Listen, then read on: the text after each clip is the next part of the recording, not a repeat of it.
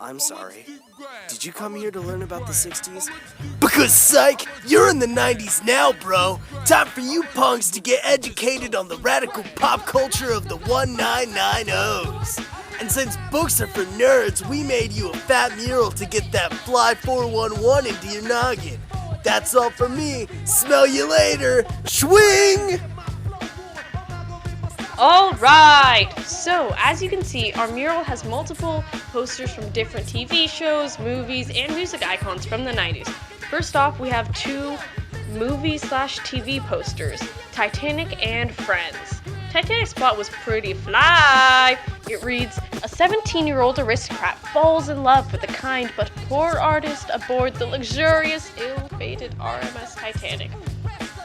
Every teenager fell in love with either Leonardo DiCaprio or Kate Winslet, who were the two star-crossed lovers. Friends was another important TV show of the era with characters Ross, Chandler, Joey, Monica, Phoebe, and Rachel. This was one of the most iconic shows of the decade, and families would sit alongside each other every night and watch it. Also, the haircut, the Rachel, became a very popular style and popped up everywhere. Another type of poster that we have is the music posters. So, grunge music became very popular in the 90s with bands such as Nirvana and Pearl Jam appearing more and more. Grunge gave a new perspective on music and inspired teens to speak up and speak out.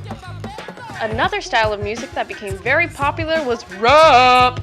Many important music icons such as Tupac and Snoop Dogg popped up quickly and made their way to the Hot 100 in a matter of seconds.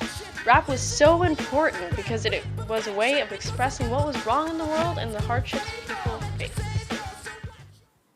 Well, as fat as the 90s may have been, it wasn't all fun and games for the good old US of A. There was a wacky political climate as well. Let's dive in. You might recognize the man playing saxophone on the television as President Bill Clinton. Mr. Clinton was inaugurated in 1992, where he remained in office until 2001. He was generally well received amongst the populace and was still quite popular by the end of his first term. His foreign policies in both terms of his presidency were that of applying as much force as possible in troubled areas, leading to very mixed results. The repeated bombing of Bosnia issued by Clinton eventually led to the fall of Serbia's leader in 1995, while the increase of troops in Somalia failed as President Clinton had issued evacuation in 1994. In 1998, Bill Clinton was infamously impeached under the counts of obstruction of justice and perjury involving his affair with Monica Lewinsky. He maintained office and issued a public apology, however the charming reputation he was known for in the mid-90s was blemished. Although Bill Clinton's wicked sax skills did rock the nation, the hysteria it caused was nowhere on the same level as the Millennium Bug, better known as Y2K! Y2K. How can we prepare individually? How can we work together as global neighbors to make the best of whatever may occur before and after January 1st of the year 2000? Y2K, from its historical roots to its possible effects on the future of civilization. Effects that are so complex that perhaps only chaos theory could calculate the multiple ramifications of what may occur. So that clip that you just heard was a clip from the Y2K survival documentary and guide. A guide designed to prepare you, your neighbors, and your family for the after effects of what was called the Millennium Bug. A bug so devastating that the US spent millions preparing for it. A bug that could possibly send missiles across the globe and destroy the major centers of civilization in the world today. This bug was caused by the need to take less space on limited computer memory.